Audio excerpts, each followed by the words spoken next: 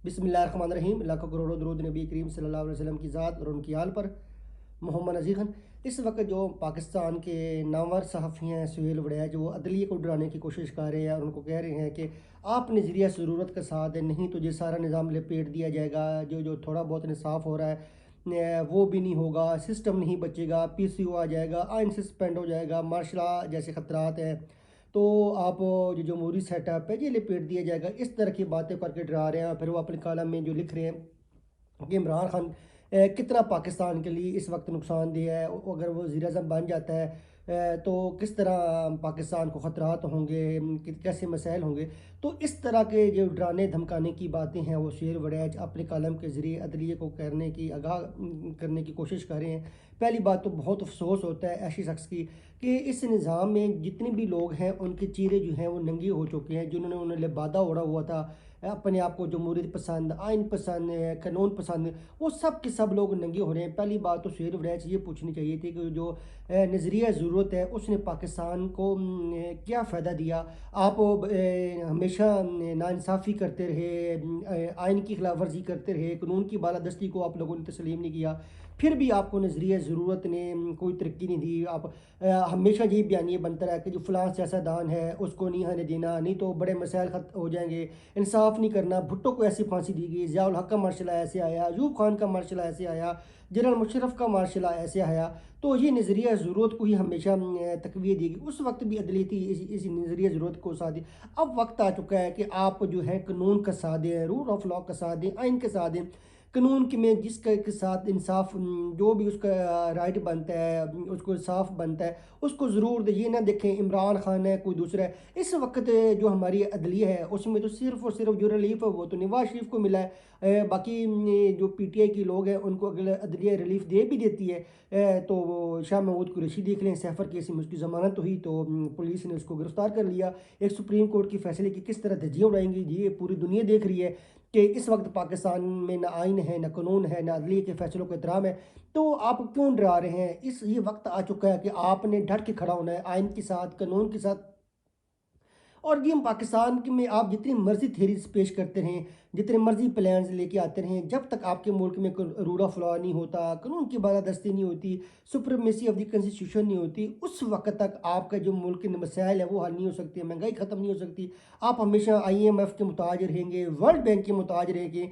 सिर्फ और सिर्फ आप एक काम कर लें कि आप सुप्रीमेसी ऑफ द कॉन्स्टिट्यूशन को तस्लीम कर लें तो डेफिनेटली जो है पाकिस्तान के मसाइल हल हो सकते हैं। अब अदलिया को डराने की ज़रूरत नहीं है, उनको प्रेशराइज़ करने की ज़रूरत नहीं है। अब अदलिया के लिए बड़ा कड़ा इम्तिहान है कि वो नज़रिया ज़रूरत का साथ देते हैं या आइन और कानून के साथ खड़े होते हैं। उन्होंने ये नहीं देखना कि इमरान बे और फिर जो सुहेल वड़ैच है वो क्यों डरा रहे हैं, एक क्यों मिसकंसेप्शन क्रिएट कर रहे हैं इमरान खान के हवाले से।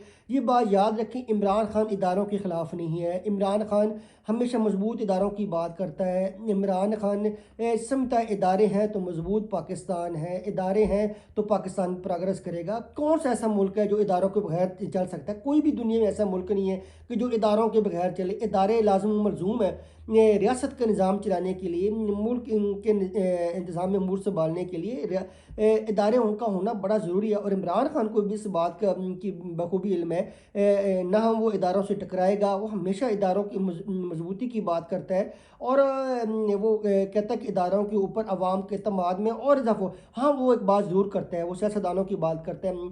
अब ये देख लें पाकिस्तान के जितने बड़े मसाइल हैं, सुहेल वड़ैच एक कलम क्यों नहीं लिखते आसिफ अली जरदारी के बारे में और नवाज शरीफ के बारे में। मान लें उनको एहतसाब से बरी हो गए, अदालतों ने रिलीफ दे दिया, ये ठीक हो गया, मान लें फॉर द टाइम भी है कि इसको तस्लीम कर लें। लेकिन नवाज शरीफ का हक नहीं बनता, आसिफ अली ज़रदारी का नहीं हक बनता कि इस वक्त लोग 2 वक्त की रोटी को तरस रहे हैं। अब जी देखें कितनी सर्दियाँ सख्त पड़ी हैं और इस सर्दी में मैं ऐसे लोगों को जानता हूँ जिनके पास पैसे नहीं हैं कि वो अपने बच्चों को जो है गर्म जूते ख़रीद के दे सकें, स्वेटर्स ख़रीद के दे सकें, गर्म कपड़े इस मौसम से बचाने के लिए ख़रीद के दे सकें। तो अगर आसिफ अली जरदारी और नवाज शरीफ के जो जैसे भी उनका दौलत बाहर पड़ी है वो अगर आके पाकिस्तानी बैंकों में रखवा दें, पाकिस्तान के अंदर है, तो क्या इससे हमारा पैसे को तकवीत नहीं मिलेगी? हमारा जो रुपए की कदर है वो बेहतर नहीं होगी, रुपए को ताकत नहीं मिलेगी, डॉलर का रेट कम नहीं होगा, महंगाई कम नहीं होगी। हमारे ऊपर जो IMF का प्रेशर चलता है, वर्ल्ड बैंक का प्रेशर चलता है, ये इसी वजह से चलता है ना मगरबी ममालिक का कि हम जो कर्ज़ों के लिए मुहताज होते हैं। तो अगर हमारा पैसा जो है वो پاکستانیوں کو پیسہ ہے نا، نواز شریف پاکستانی ہے، اسف علی زرداری پاکستانی، جتنے بھی پاکستانیوں کی دولت باہر پڑی ہے بیرون ممالک میں ہے، وہ آ کے پاکستان میں لا کے جمع کروا دیں تو ڈیفینیٹلی ہمارے مسائل حل ہو سکتے ہیں، ہم خوشحال ہو سکتے ہیں۔ تو یہ پہل تو آصف علی زرداری اور نواز شریف نے کرنی ہے، تب باقی جو لوگ ہیں عام کامن سٹیزنز ہیں، وہ جو سویلینز ہیں، وہ باقی بھی اپنے پیسے پاکستان میں لے کے آ جائیں گے۔ تو پھر جمشید دستی کے ساتھ جس طرح ہو رہا ہے، ظلم کی داستان لکھی جا رہی ہے، جبر کی داستان لکھی جا رہی ہے، جی کبھی سوچا بھی نہیں تھا کہ اتنی سختی ہوگی۔ ضرور آپ جو ہے اس کی اکاؤنٹیبلٹی کریں جمشید دستی کی، اگر اس کے خلاف کوئی کیس ہے تو ضرور اس کا محاسبہ ہونا چاہیے، ضرور اس کے خلاف قانون کو حرکت میں آنا چاہیے، لیکن اس حرکت کا مطلب یہ نہیں ہے کہ آپ خواتین کو ننگا کر دیں، اس کی بیوی کو برہنہ کر دیں، ننگا کر دیں، تشدد کریں۔ چھوٹا 10 ماہ کا بچہ ہے، اس کو خوف و ہراس پھیلائیں۔ وہ 10 ماہ کا بچہ کیا دیکھ رہا ہے؟ ابھی وہ ماں کی گود میں ہے اور اس نے جتنا خوف دیکھا ہے، جبر دیکھا ہے، تو یہ ماحول تو نہ ایسا کشمیر میں ہوتا ہے نہ فلسطین میں ہوتا ہے۔ تو ادارے خاموش ہیں، پولیس کو کوئی پوچھنے والا نہیں ہے، پولیس بے لگام ہو چکی ہے، پولیس جو چاہے وہ حرکت کرتی ہے، جس کو چاہے اٹھا لے، ڈنڈے مارے، پھینٹا لگائے، جیل کے اندر ڈالے، عدالتیں اس کو ریلیز کریں، تو کوئی پولیس کو پوچھنے والا نہیں ہے، وہ پھر اور کسی مقدمے میں ڈال دیتے ہیں۔ تو پولیس ایک جو نظام ہے، نو ڈاؤٹ اس کے اندر بڑی ریفارمز کی ضرورت ہے، بہت زیادہ ریفارمز کی ضرورت ہے۔ تو جمشید دستی کے جو فیملی کے ساتھ ہوا ہے، پہلے آپ کو یاد ہوگا پی ٹی اے کا ایک اور نمائندہ تھا کے پی کے سے، اعظم سواتی، اس کے ساتھ ایسا ہوا، وہ رو پڑا، اس نے چیخیں لگائیں کہ کس طرح وہ ویڈیوز بنائیں گی اس کی اور اس کی بیوی کی۔ اب جمشید دستی چیخو پکار کر رہا ہے، کوئی اس کو سننے والا نہیں ہے، عدلیہ خاموش ہے، سہمی ہوئی ہے، ڈری ہوئی ہے۔ کیوں نہیں آپ سو موٹو لیتے؟ اس کو پتہ چلے کہ جمشید دستی درست بات کر رہا ہے، غلط کر رہا ہے، کون اپنی بیوی کا جو بیانی ہے وہ آ کے ٹی وی پہ بتاتا ہے؟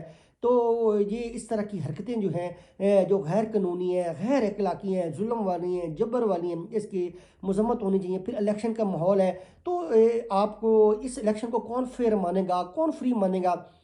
اس الیکشن کو پاکستانی جو ہیں وہ اس کی کریڈیبلٹی کو تسلیم کرنے کے لیے تیار نہیں ہے، اس کو فیئر نہیں کہہ لے، تو بیرونی دنیا آپ کے اوپر کیسے یقین کرے کہ آپ یہ جو آپ لوری رنگی جمہوریت کو رواں دواں رکھنا چاہتے ہیں، اس کا تو کوئی فائدہ نہیں ہے۔ اور صرف میاں صاحب کو جو ہے وہ وزیر اعظم بنانے کے لیے اتنا ظلم جبر ہو رہا ہے۔ یہ جمہوری معاشروں میں اور جہاں پہ قانون کی بالادستی ہوتی ہے، آئین کی بالادستی ہوتی ہے، ان معاشروں میں ایسا نہیں ہوتا۔ اگر جمشید دستی نے کوئی جرم کیا ہے تو اس کے خلاف قانون حرکت میں آ جائے، اس میں تو کوئی دو رائے نہیں ہے، لیکن اس کا مطلب یہ نہیں ہے آپ چادر و چار دیواری کے تقدس پر مار کر کے رکھ دیں، 2 گھنٹے ان کے گھروں میں گھومیں، ان کی والدہ فیملی جو ہیں ان کے ساتھ بدسلوکی کریں۔ تو عثمان ڈار کی والدہ کے ساتھ کیسے ہوا، ریحانہ نے کیسے بیان دیا، کس طرح وہ جو عثمان ڈار کا بچہ ہے وہ پولیس والوں کے پاؤں پکڑتا رہا، عباد فروق کا دیکھ لیں، اس طرح کی چیزیں بڑی مثالیں ہیں۔ تو اس طرح کی مثالیں تو بدترین دور میں بھی نہیں نظر آئیں۔ تو ڈیفینیٹلی آئین کی بالادستی ہونی چاہیے، قانون کی بالادستی ہونی چاہیے، تاکہ پاکستان جو ہے جمہوری طور پہ، آئینی طور پہ، قانونی طور پہ، معاشی طور پہ آگے بڑھ سکے۔ پاکستان زندہ باد، پاک فوج زندہ باد۔